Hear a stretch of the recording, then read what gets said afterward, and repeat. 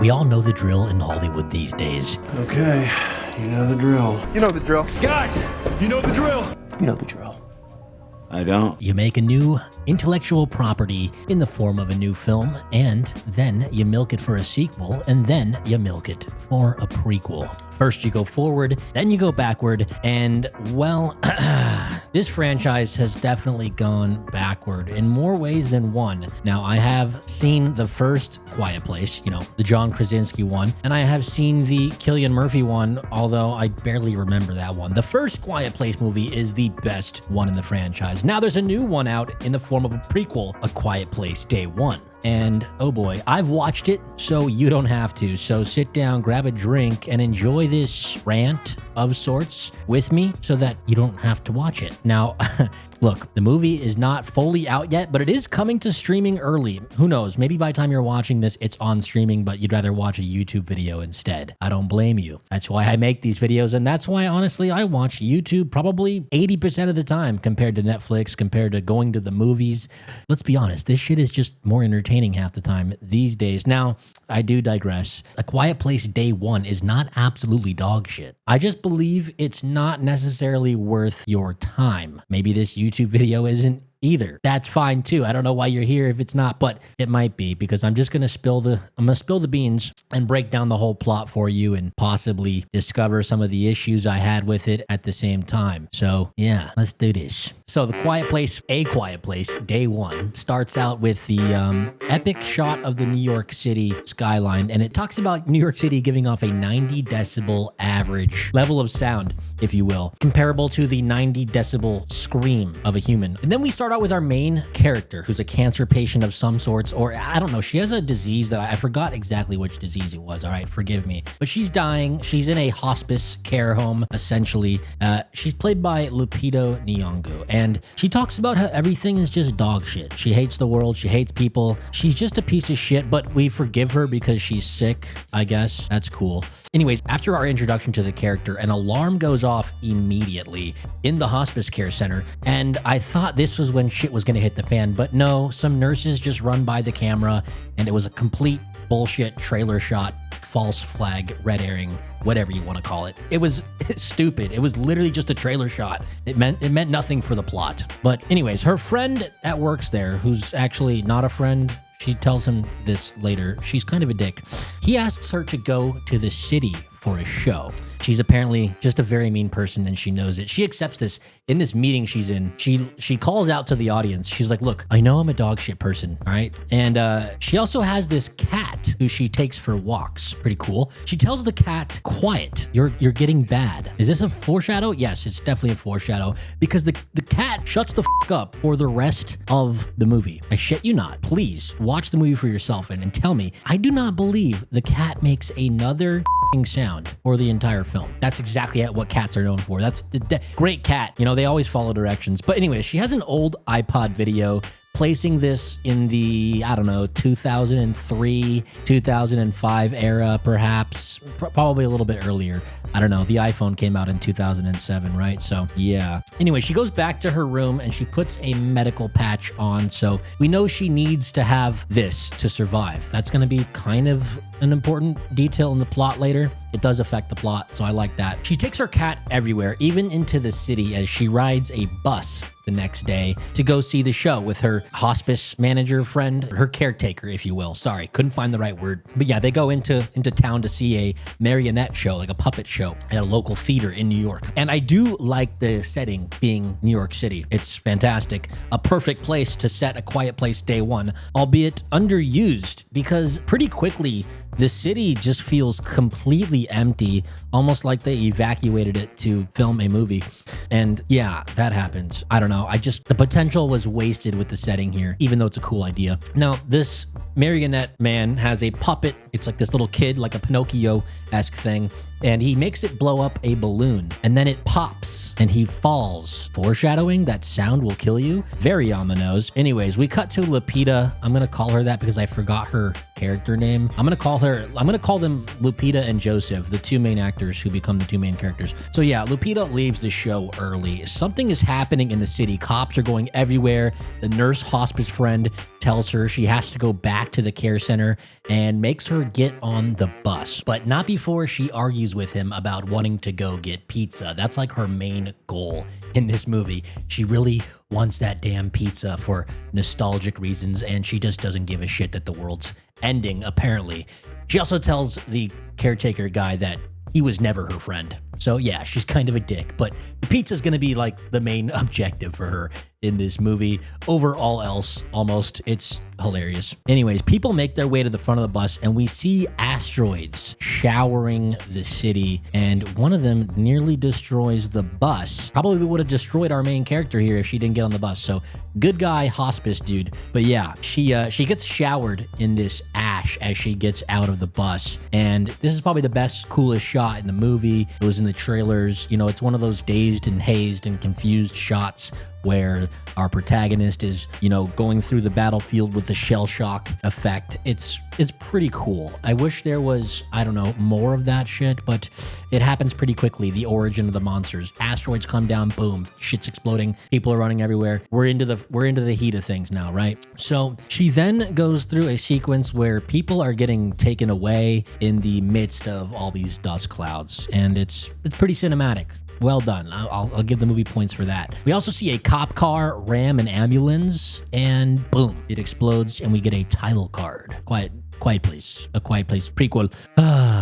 Now, after the title card, Lupita wakes up and seemingly is saved by the family she met at the theater, which I forgot to mention. Jimon Hansu, I believe his name is, cameos for like 2 minutes in this movie. He was in the advertising. It's almost false advertising, the fact that he was in this movie, but he was the man who saves her. And they are already quieting everyone at the theater, and they've seemingly learned how to be quiet pretty quickly. It's just, for me, it struck me as a little too fast. And the cat survived somehow. The cat is just magical in this. The cat is almost like meta in this freaking movie, man. It forwards the plot. It listens to directions. It survives everything. It stays quieter than anybody else. It's fantastic. The cat is just an alpha. Absolute. Now, a helicopter flies above the theater and scares her, so she runs to the door for some reason, and she lets the cat go. The cat hits a bell near the door, and the creatures enter as she ducks and saves the cat. Nice. The monster comes within an inch of one of them in the theater, and a helicopter noise scares the monster away. So helicopters are doing a lot of work in the plot here. Now, Lupita sees a radio operator talking about evacuation spots and that they should get off the bridges. She then says,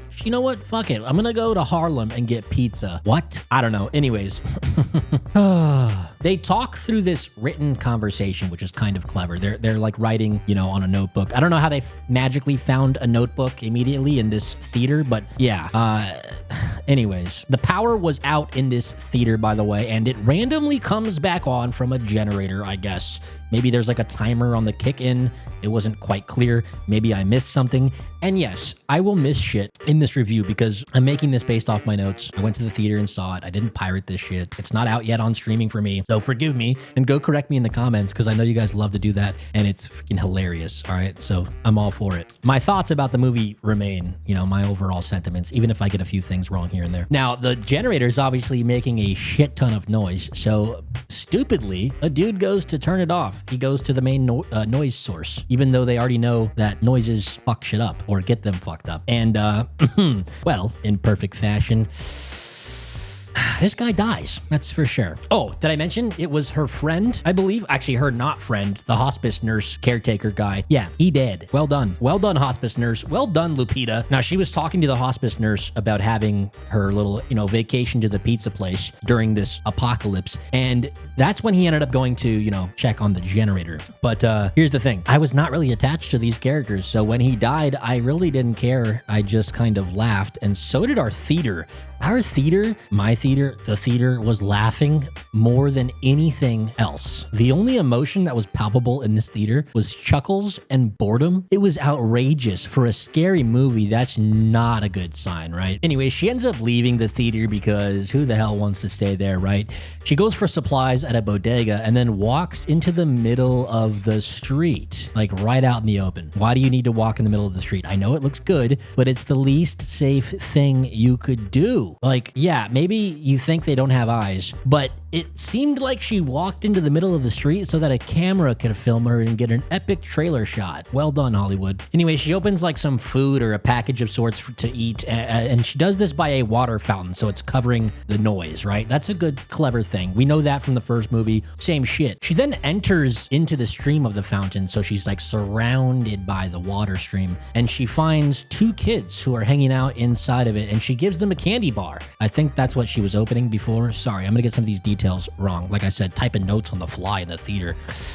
Trying to hide my phone so people can have a good experience. Be courteous when you watch movies. Come on. These helicopters fly over and somehow they make their way into a subway station. Now, the movie does a terrible job at showing us why the monsters can overrun the entire military. Like, there is not one scene. It's supposed to be Quiet Place. It's supposed to be Quiet Place Day 1. That's the name. Jesus, go back and edit that, Jarvis, please. A Quiet Place Day 1. Do not make me look like an idiot in this video. I can already hear the comments like freaking Daredevil. But anyways, the movie does a terrible job at showing us how these monsters overran the military. It's just the meteors rain down, shit goes chaos, and the military is overtaken. Like, you guys have missiles, RPGs, special ops, guns, all this shit. Like, where is the military? Why are they so easily taken over? We don't know. We don't know. There are a few shots here and there in the film of, you know, the military firing missiles into the city, blowing up bridges to isolate the monsters, you know, typical shit, but it doesn't go beyond those surface level shots. So I wanted a little more world building out of that aspect of the story. I know it's supposed to be really focused on these two characters, but a little more meat on these bones would have been nice, right? She then starts to join up on a refugee group heading towards the evac sites, and since there is so much noise, the monsters come and some dude grabs her leg, screaming, "Help me, help me." All he needed to do was crawl forward more because she's like under a car, and I don't know, he wasn't even grabbed yet. It looked like strange sequence. I almost walked out here, but I didn't because I wanted to make this video. And the movie was okay. It was good enough. Anyways, the cat goes up to a flooded subway entrance and just finds Joseph Quinn, the second main character, the dude from the trailers, the dude from the posters, and it leads him perfectly to Lupita. This cat is like a goddamn spirit animal of sorts. It just knows things. It's just super loyal. Now, cats are smart, so this was cool to see. The cat is the best character in the movie for me, so I actually love the cat, even though it was written to be super meta, like just meta cat. Meta cat. Anyways, he follows the cat and gets to Lupita, and then he follows her, and she tells him to stop, you know, because she doesn't like people. She hates people, even though it's probably a good moment to have somebody get your back, especially when you're sick and dying, and you lost your nurse to the generator in the first act. So you kind of need this dude, all right? Let the white man help you. Sorry, I don't want to get too political. Just a joke. Calm down or comment and yell at me. I don't care. Anyways, this is the worst dialogue ever. That's in my notes. Worst dialogue scene ever. People in my theater were so lost, as well as myself. We were laughing at the dialogue between these two. I can't tell you the specifics because I haven't rewatched the movie. You know, I don't have it pirated. I'm not that guy, pal. But yeah, this cat has not meowed once. Speaking of dialogue, no dialogue from the cat. Really nothing. Maybe the cat purred a little bit. Who knows? But the cat definitely does not make a goddamn sound throughout this whole movie because she told it to be quiet in the beginning, so it has to obey the script. But yeah, they make their way into an apartment building. It's apparently Lupita's building, and they kick their way into an apartment that she says is hers, and they wait for thunder to allow them to make the noise with the door. Well, two things. You're inside of a heavily contained apartment building, and it's already raining outside, so I don't think that the noise would have mattered anyways. And if it did matter, that means there's a monster down the hallway, so even thunder wouldn't save you there, guys. Really clever writing. Anyways, when this happened, like, the theater burst out chuckling, and again, more laughter from the crowd. Never a good sign during a horror movie if that's the main emotion and it's not a parody, so whatever. That's definitely iced tea that I'm drinking, kids, swear. But the reason why they're at this apartment is she's looking for her meds, and they're whispering so damn quietly. Obviously, it's a quiet place, right? But this is a movie. Can you turn the volume up? Because we can't even hear what she's saying. Most of the audience was like looking around like, what is she saying? What is she saying? We don't. That's what it sounded like in the theater and on the screen. Crazy, right? I don't know who's making this movie, but they need to turn the volume up a little bit. We get it. It's a quiet place. It's a too quiet place. She then asks him if there's anywhere that he can go besides her apartment. And how would he go anywhere? It's a goddamn monster apocalypse. So why are you still being a complete bitch, Lupita? Anyways, we find out that the boy's from England and he's a U.S. college student. So no, he definitely cannot cross the pond and go back home at this moment, Lupita. Or back to his college dormitory, because that's gonna result in him dying. So just let him stay. Anyway, she says she's still going to go get pizza. And again, this is just stupid as shit. However, respectable. I will digress. Respectable. Because you know what? During an apocalypse, I might just want a slice of New York pie too, okay? I can get behind that. So I'll forgive you for that. But seriously, I don't know. This whole mission of hers is just ridiculous. Maybe it's not though, because it's the end of the world, like I said. Now, apparently she used to be a poet, or she is a poet. He writes poems, okay? He reads a poem from her book. But again, I could barely hear any of it. Same with the theater. We're all looking around. We got freaking Billy next to me asking me, what is she saying? I said, ask your father. The father says, I don't know, Billy. Shut the hell up. So yeah, this is all contrived bullshit. We don't even know what's going on, but they're reading a poem. I can smell the hate comments. Keep them coming. Tell me I'm deaf. It was a quiet place, a movie built for me. Now, she screams during the thunderstorm, and this triggers them both to scream. And it's supposed to be emotional, but again, what's the sound coming from my not so quiet place theater? It's laughter. Everybody's laughing during these scenes. Now, it's not like an uncomfortable laughter, like a it's like a what? We're not buying this. And I'm sorry, I can feel the emotions from my theater, okay? I can feel it, and it's apathy and laughter, okay? We don't care about these characters that much. They didn't do enough work. The guy we care about the most is the cat. I'm not even sure if he's a guy. But also, Joseph is probably a better character than Lupita. He's the kind of character that makes the main character of Lupita feel empathetic by drawing that out of her. So he does have some good intentions, and he does bring a sort of gravitas to the screen that I appreciated. Now, Lupita's not a bad actor. She's actually acting exactly how the screenwriters probably wanted her to. So props to both Lupita and Joseph for doing a job, a good job, a quiet job, but a good job. Where are we? Yes, we cut to a moment where she's waking up the next day, but it's a split-second flashback and a monster hits the window. I don't know. She wakes up before Joseph Quinn and decides to leave him because, gotta leave the white man behind. She goes to a bookstore, all right, and she smells a book. Gets a good old whiff of it. Then he wakes up, follows her, and finds her because, he's got GPS in his brain. Yeah, he then gives her a notebook with a pen so she can become a poet again. Anyways, she goes to grab another book on a moving bookshelf, and several books fall off, triggering an attack, and they run into a building, but the door is blocked by a suitcase or some shit. I don't know. They push through it, and it makes a loud noise. Conveniently, they get followed by several monsters who hunt with the use of sound. If you don't know that by now, why the hell are you here? Maybe because you didn't watch the movie, but that's fine too. Now you know. Anyways, they get followed by several monsters. Car alarms are triggered, and it allows them to escape into a subway underground. So because there was enough noise made by the monsters, it triggered those car alarms, and that allows them to get underground. Yeah, cool. They're now in a subway again. Eat fresh, $25 footlongs and all, okay? He now has a flashlight somehow. I think they probably got it from her place, but I don't know if they showed us that on screen, so that's fine. Whatever. I wish they would have showed more like preparation and world building. That's what's lacking in this movie. It's very tight, it's very quaint, and it's very quiet in terms of writing.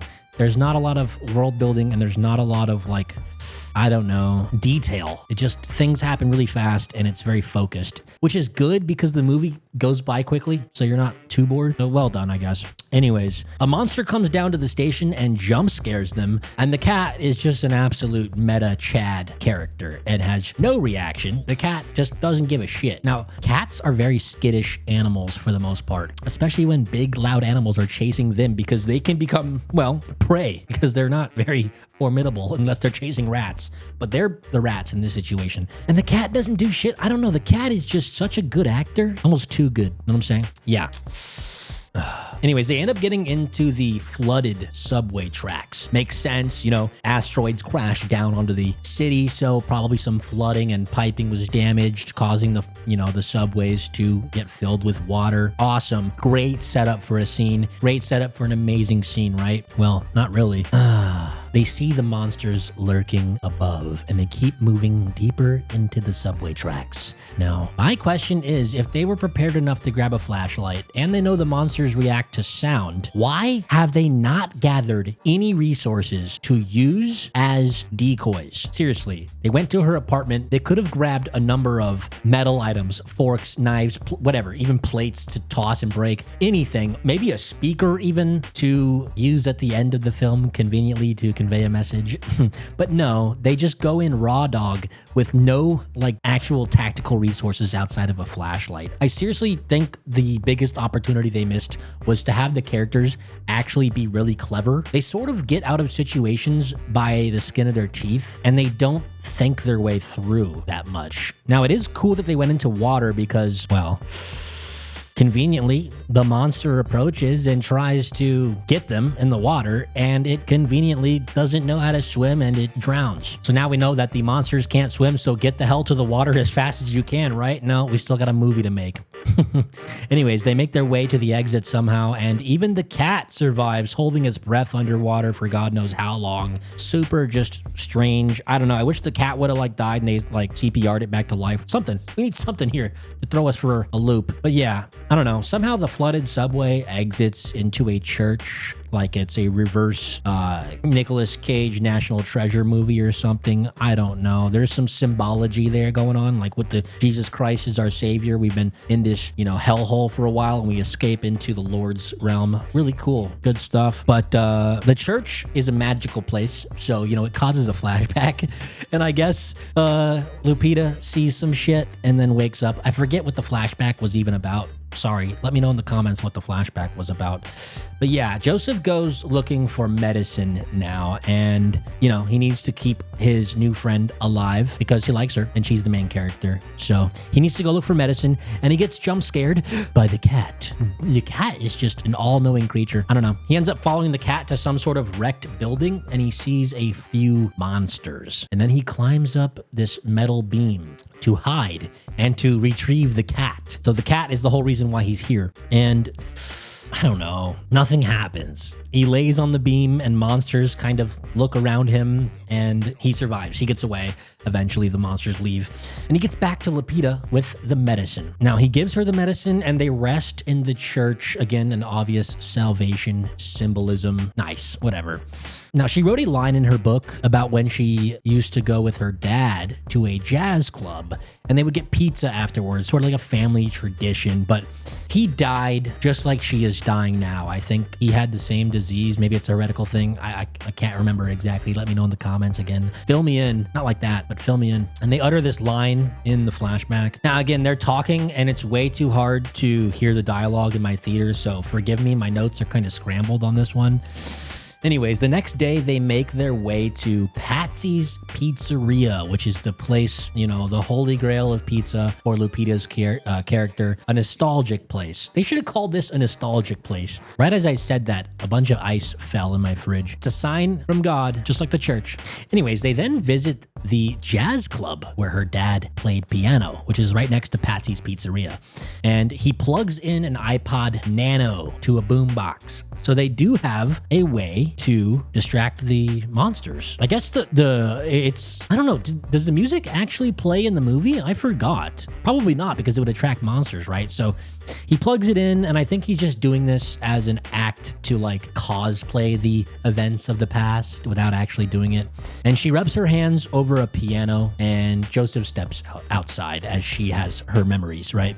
Lupita then has some whiskey, good choice. And Joseph comes back in with a pizza box. And it's actually not a pizza from Patsy's. It's from a different location, but you know, he's kind of scrappy and he knows the emotional resonance that Patsy's holds for Lupita's character. And so he writes Patsy's over the top of the other logo on the box. Kind of a cute little scene, okay? This was the best part of the movie for me emotionally. She then takes a bite, and I don't know why, but my theater burst out laughing. Every time they do something like sentimental or over the top scary, we just got laughs in my theater. So yeah, even the cat has some pizza. You gotta feed the cat. So well done, taking care of the cat. PETA would be proud.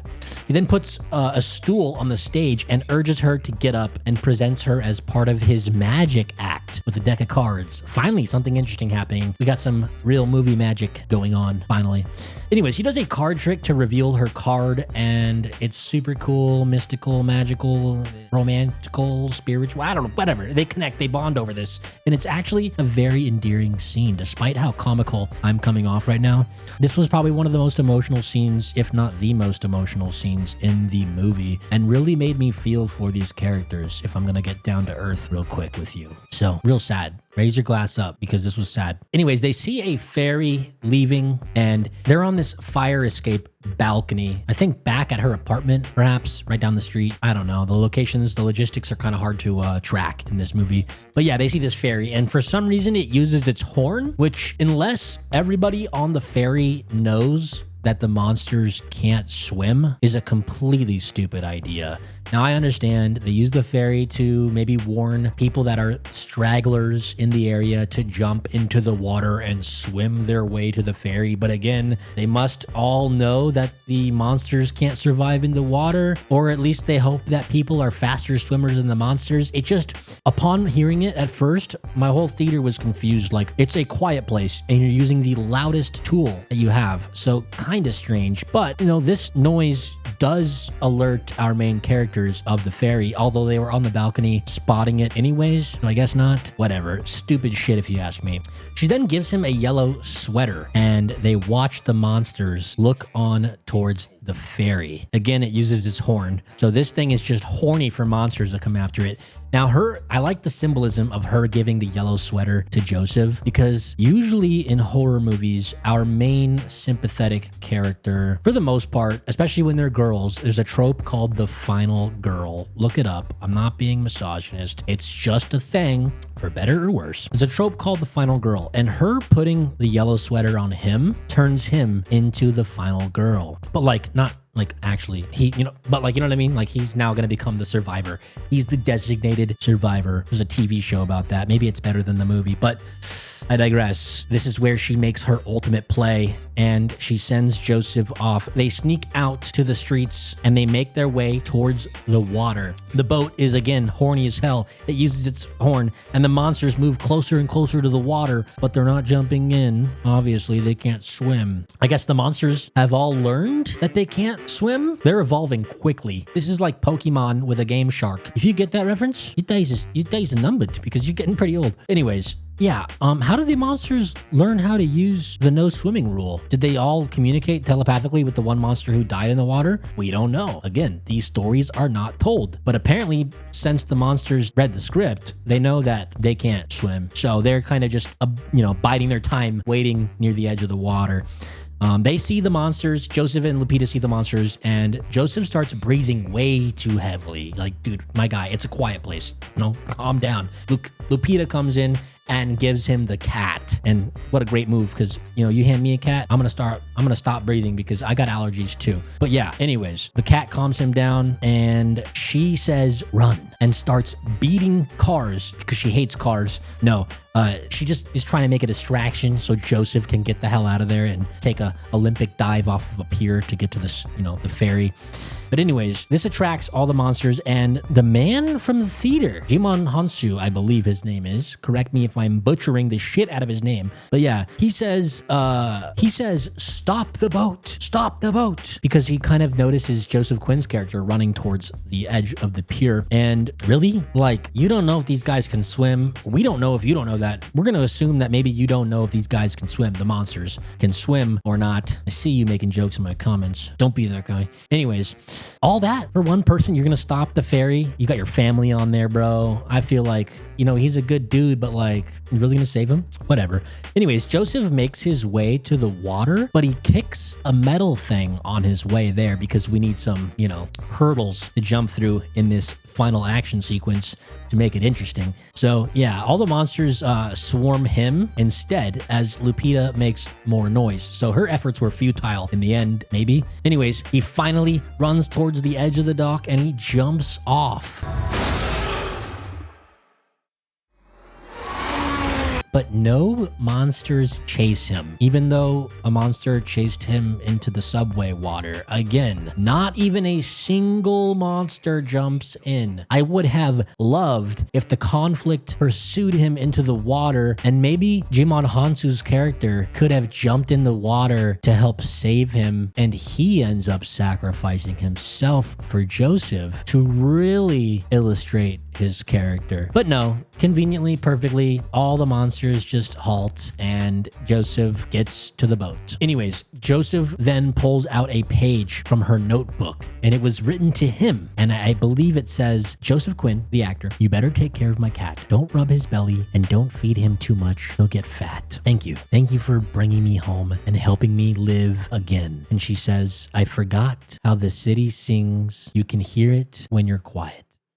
Wow. How fucking stupid is that shit, man? I love corny Hollywood dialogue, but this shit was not it. My theater was not shedding a tear, but shedding laughter. Again, like, the city sings, you can hear it when you're quiet. No, you can't. I get it. You're trying to be cute. You're trying to be shut up. This is a quiet place and it needs to stay a quiet place forever. I don't want any more of these movies. Anyways, we cut back to her with her headphones plugged into a boombox and she unplugs them and a monster lands behind her. And she finally decides to commit suicide by unplugging the boombox and letting the city sing again, which was probably the coolest moment of the movie. Like, bravo. The ending was cool, but it just didn't hit emotionally the way I think the writers wanted it to hit. And again, my theater chuckled at the ending. Not making this up. We had like a 60% packed house, packed, if you can call it packed. Opening night, I went at one of the first showings that you could see. In fact, don't believe me? Just watch. I got the poster that you can only get from going to opening night. You absolute morons in the comments who come at me for not seeing the movie. Oh, you missed these details. Oh, you're just reading Wikipedia. Oh, you shut up. Lick my nuts. Subscribe, like, and comment. This has been Stark Cinema. I love you 3000. You better watch the rest of my videos so I can spend more money on my Regal Pass and make this shit. Have a great day. I love you 3000. I already said that, but you get two of them. Now let's make this a quiet place and